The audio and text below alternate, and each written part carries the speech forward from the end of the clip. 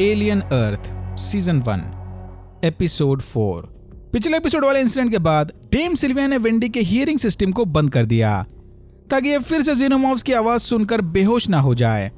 कर्स, dam और Arthur Wendy पर research कर रहे थे कि तभी वहां कैविलियर आ गया और उसने डेम और कर्स को रूम से बाहर जाने के लिए कहा। कैविलियर आर्थर के साथ वेंडी के इस नई हियरिंग एबिलिटी को चेक करने वाला था कि तभी वहां जो भी आ गया। अपने भाई को सही सलामत देखकर वेंडी काफी खुश थी। कैविलियर ने जो को बताया कि वो सोच भी नहीं सकते कि इन्होंने जो के खराब लंग के साथ क्या किया है। आर्थर को लगता है कि भलाई इसी में है कि वो वेंडी के सुपर हियरिंग एबिलिटी को थोड़ा टोन डाउन कर दें ताकि जीनोमॉर्फ की आवाजें वेंडी को फिर से परेशान ना करे। यह सुनते ही कैविलियर ने इस बात से साफ मना कर दिया।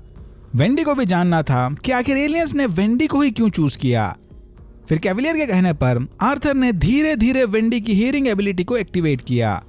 इधर सारे समझ गए कि जीनोमॉर्फ मल्टीपल लो फ्रीक्वेंसी बैंड्स की मदद से आपस में कम्युनिकेशन करते हैं। सरप्राइजिंगली इस फ्रीक्वेंसी को रूम में सिर्फ वेंडी ही सुन पा रही थी। एक हाइब्रिड होने के बावजूद भी कर्ली के पास ये एबिलिटी नहीं थी। इधर ही कैविलियर ने कर्ली को ताना मारते हुए जता दिया कि देखो, इसीलिए वेंडी इसकी फेवरेट है। वेंडी की इस नई एबिलिटी से कैविलियर तो काफी खुश था, पर जो ये सुनकर पैनिक मार रहा था कि ये पागल लोग शिप पर रखे खतरनाक एलियन स्पीसीज को आखिर यहाँ क्यों लेकर आ गए। वेंडी ने सबको बताया कि जीनोमॉर्फ क्रिकेट्स या टिड्डों की तरह आपस में बात करते हैं। फिर कैविलियर के कहने पर वेंडी ने जीनोमॉर्फ की फ्रीक्वेंसी रेप्लिकेट करके सबको सुनाया कि उनकी बातें वेंडी को कैसे सुनाई देती हैं। ये डरावनी क्रिकेट्स वाली आवाज सुनकर सारे दंग रह गए। कैविलियर ने एडम से कहा कि वो जाकर जो को अच्छे से समझा दे कि अगर उसे इस आइलैंड पर रहना है तो बिल्कुल वैसा ही करना होगा जैसा कैविलियर कहता है। वेंडी फौरन जो को अपना रूम दिखाने ले गई, जो कि ऑब्वियसली एक छोटे बच्चे के रूम की तरह लग रहा था। जो ने वेंडी को बताया कि वो दुनिया के दूसरे कोने में चले किसी वॉर की वजह से लास्ट मोमेंट पर वेंडी से मिलने नहीं आ सका, तो ही इज सॉरी। वेंडी को लगा कि जो शायद उससे नाराज होगा, बट जो का मेन गुस्सा वेंडी से नहीं बल्कि प्रोडिजी से है। So all good.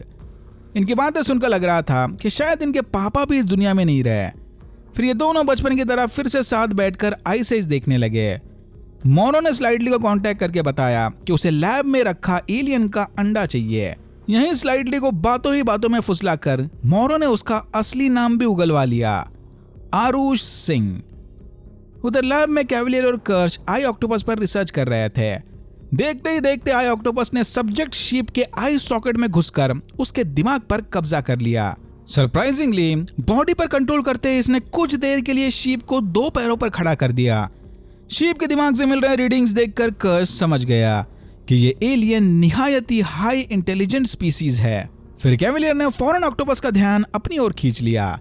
कैविलियर की बॉडी लैंग्वेज देखकर मानो एलियन भी समझ गया कि यहाँ का बॉस यही है। इस एपिसोड का टाइटल ऑब्जर्वेशन है, तो इसमें मेनली बस यही चला था, एक दूसरे पर डीप ऑब्जर्वेशंस। इसीलिए हो सकता है कि कुछ लोगों को ये एपिसोड थोड़ा बोरिंग लगे। आर्थर ने डेम को बताया कि उसे अब वेंडी पर हो रहे एक्सपेरिमेंट्स ठीक नहीं लग रहे हैं। पहले कैविलियर ने प्रोटोटाइप्स को सीधा क्रैश साइट पर भेज दिया और अब वो बच्चों से एलियंस पर रिसर्च करा रहा है। डेम को लगता है कि शायद कैविलियर की ये out of the box thinking ही उसे स्पेशल बनाती है, पर आर्थर को अब बच्चों की चिंता होने लगी थी। तभी निप्स ने वहां आकर इन्हें बताया कि वो प्रेग्नेंट है। ये सुनकर दोनों काफी कंफ्यूज हो गए।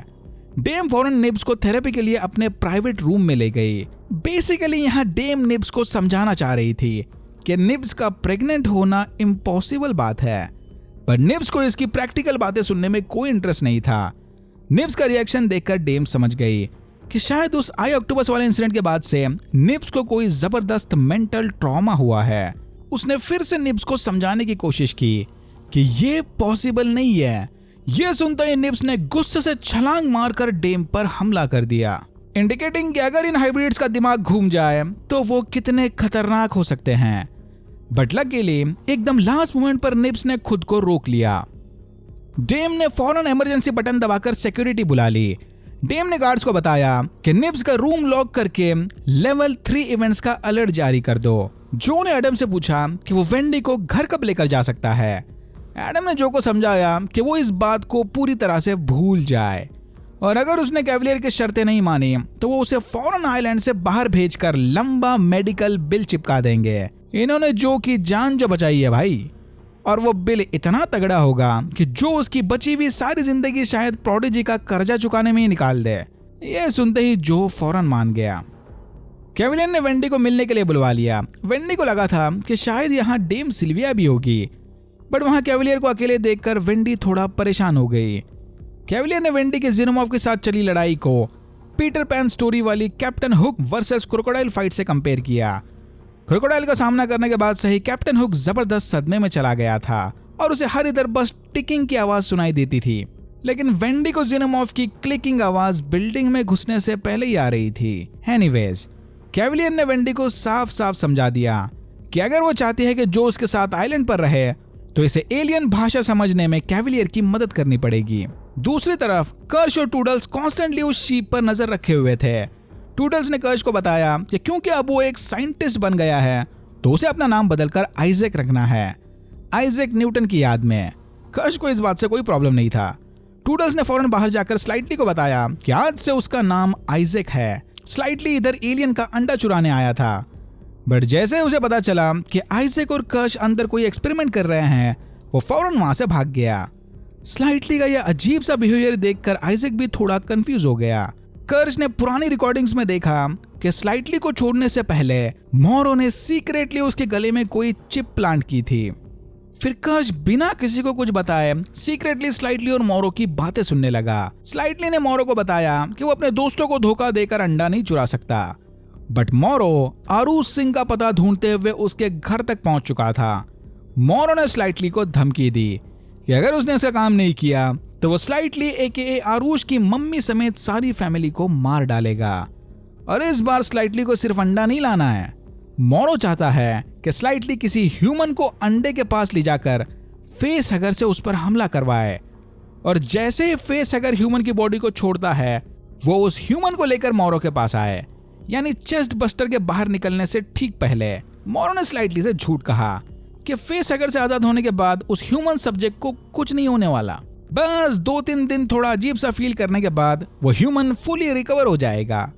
स्लाइटली के पास इस ह्यूमन सब्जेक्ट को चुनने के लिए सिर्फ 24 घंटे का टाइम है, वरना मोरो उसकी फैमिली को मार देगा। कर्श अब भी सीक्रेटली इनकी सारी बातें सुन रहा था।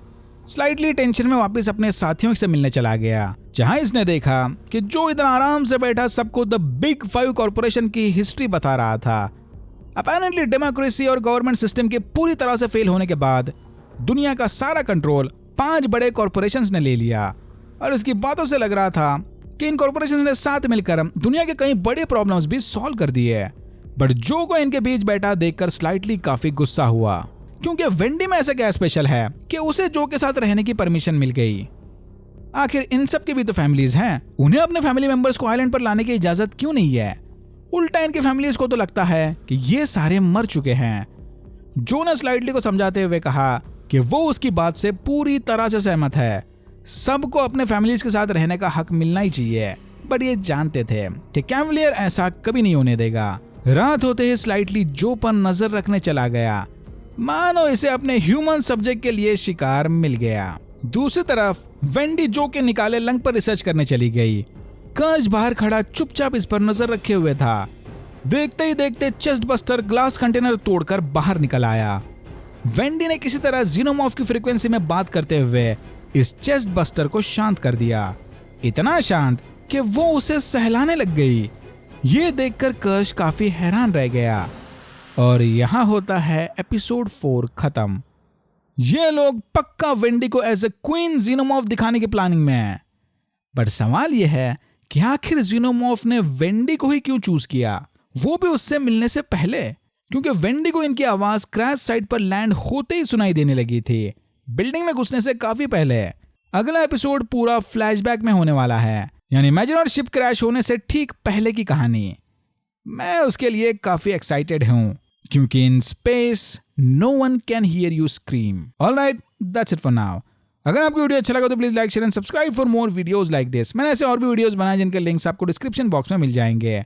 Thank you very much for watching, and I'm hoping to see you in my next one.